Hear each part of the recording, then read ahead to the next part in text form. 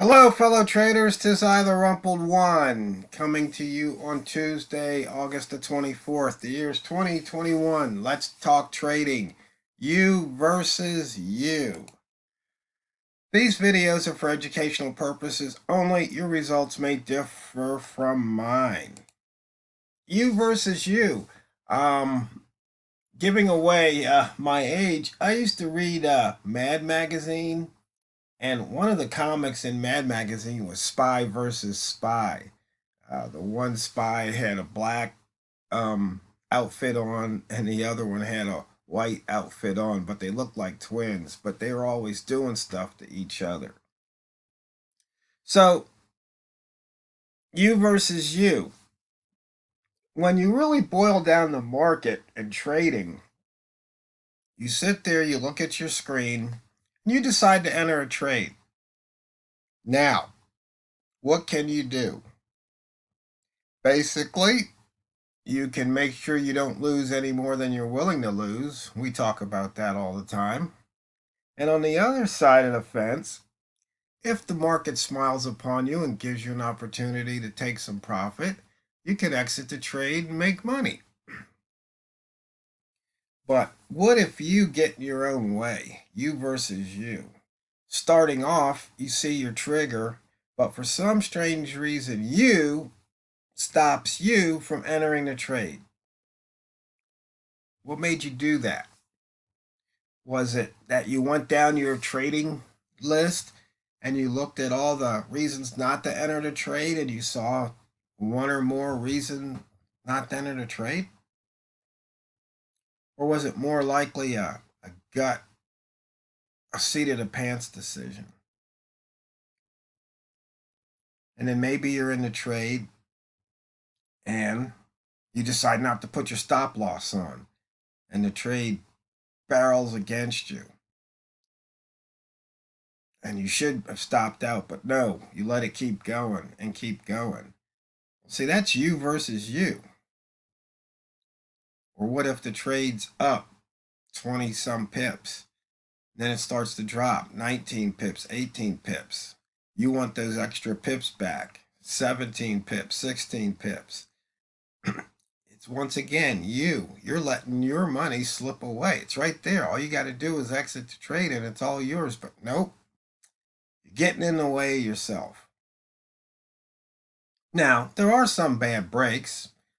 As soon as you get in the trade, you click the enter button long and it drops on you 20 pips just as soon as you click it. You ever have that happen to you? I know I have.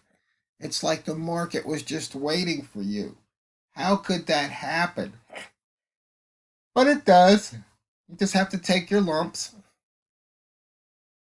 and be done. Or, and I've had this happen, you put your TP. Price hits your TP, but your trade doesn't get executed. I mean, that's a bad break. And then you contact your broker and they give you some BS about liquidity. And you go, what do you mean liquidity? I had a lousy mini lot on the trade. Come on, give me a break. But those things happen. But, usually the biggest one is you. You somehow figure out a way to muck up something as simple as trading. And usually it's some psychological issue. Could be something that happened to you in your childhood. I laugh because it sounds funny, but there's some truth in the matter. Um, I listen to other people's videos and see other people's blogs, and other people talk about their experiences with trading, with money, with life. And sometimes they have to get over something that happened to them when they were young. But as we probably have mentioned before, most people's problems, whether in trading or in life, are self induced. I mean, sometimes it seems like the world is out to get you, but self induced problems. I mean, I watched one of them little, 30-second videos the other day. Some guy was so impatient. he was behind a car and an 18-wheeler. So he jumps out to pass them both, on a blind curve, and he, causes a head-on collision. I mean, it's just things like that. So when you're trading, you know, most of it's waiting, and sometimes you get a little impatient, and instead of just waiting for that trigger, either the exit trigger on the stop loss side or the exit trigger on the profit side, your TP, and you punch out early. I mean, I know I've talked about it before. Sometimes it's better. You put your trade on, you pick your TP, you pick your stop loss, make sure your risk is okay, and just kind of walk away from the trade. Let the market do what the market's going to do, and either it was a winning trade or a losing trade. Really good example of that would be the pivots. So we'll get to the pivot chart here shortly. Okay, we got 115 pips above the weekly open here on the pound. I don't know if anybody took my call to trade long from the 141 area. Okay, all the gaps had filled now. I think one of these down here hadn't filled as of yesterday. You can see we hit the midpoint. We also hit the pivot on the weekly. Now, I know I called this one yesterday, the 137.03, which was the high range level of the opening range here for the first day of the year. And I remember saying yesterday, is it going to come back down to that 3,700 number? And obviously it did.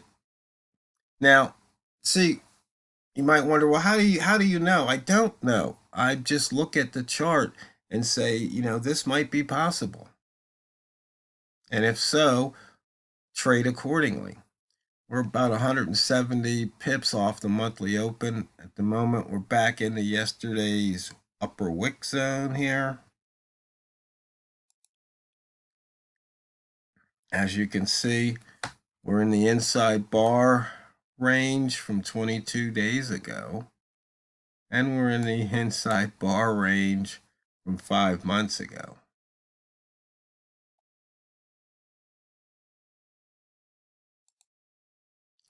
Only 54 pips on the day. It's 11 o'clock, just about New York time. I think this might be one of the hours where price likes to expand. So we'll see if we get a new high or low for the day at this level. And one other thing, remember when I said about the 136.41? Remember, I call the 40s the launch pad. So we did not hit yesterday's or today's pivot yet. So we got an open pivot here.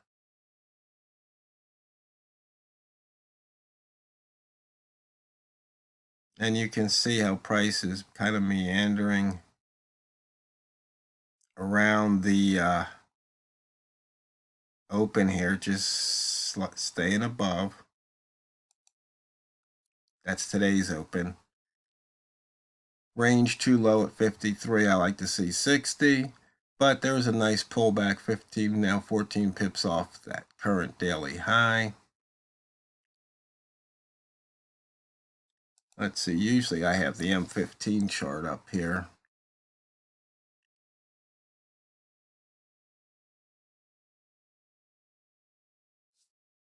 And you can see here, if you took that highest low, there was a nice trade to the south side. Or, of course, you could take the highest open, either one.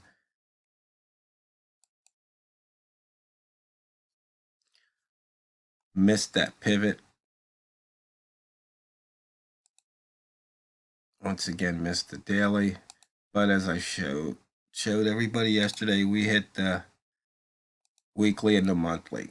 So, as I mentioned earlier about, taking a pivot trade and leaving things alone. Well, in this case, had you faded the pivot probably got stopped out.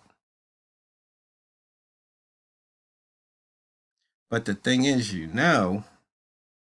if you've got, depending on your risk, you could maybe have ridden this one out, because it's like, well, when you look at the chart, the pivot right now is probably going to be below the close. So you might be able to stack on, and if it takes out the pivot tomorrow, hit tomorrow's pivot and today's pivot. Boom, boom.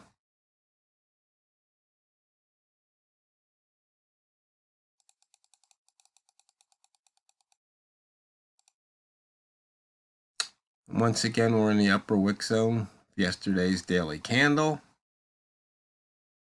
And what do we know about price? Doesn't like staying in the wick zone, even though today it's been in the wick zone more than out of it. Got about a 25 pip wick zone.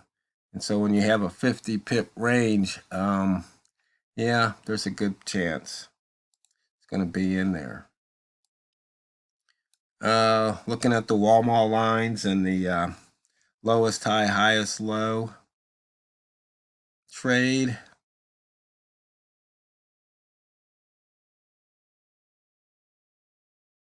You can see the short was good for 14, 15 pips a few minutes ago. Now we're looking to go the other way. Price just dipped in this area. See if it moves off of the 2-ball. The Walmart lines, I keep forgetting to put that range indicator on there. High minus low. Once again, the range for today, 54. Yesterday, 124. As you can see, it's going from, over 100 to closer to 50, back and forth for whatever reason. But looking at the ranges here, last hour 32, then a 14 and a 20, a 14 and 22. So it's almost like, for some reason, it's like every other candle is normal and then the other candle is muted. So when you see patterns like that developing, it's just something to keep watch and then trade accordingly.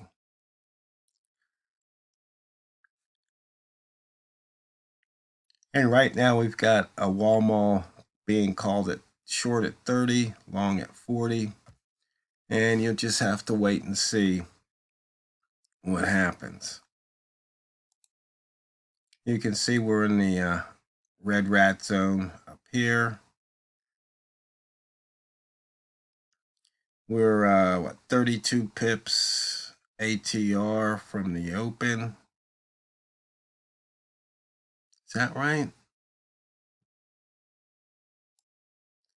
Kind of hard to see because they're right on top of each other.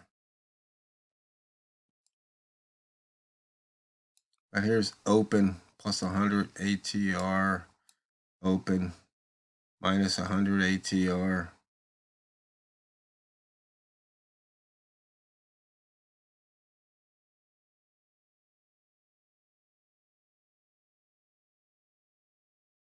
So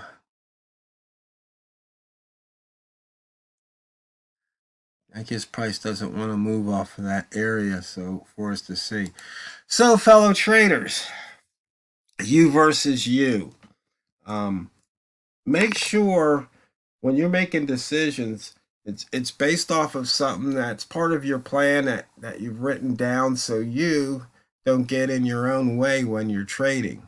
Because you need to remember, it's not what you trade, it's how you trade it. So go out there and drain the banks. This is TheRumpledOne. I'm going to ask you a favor.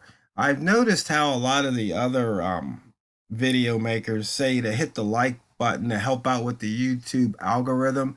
So I'm going to ask you guys, if you could start hitting the like button on my videos, maybe I'll get a little more views. I'd appreciate it. This is TheRumpledOne, over and out.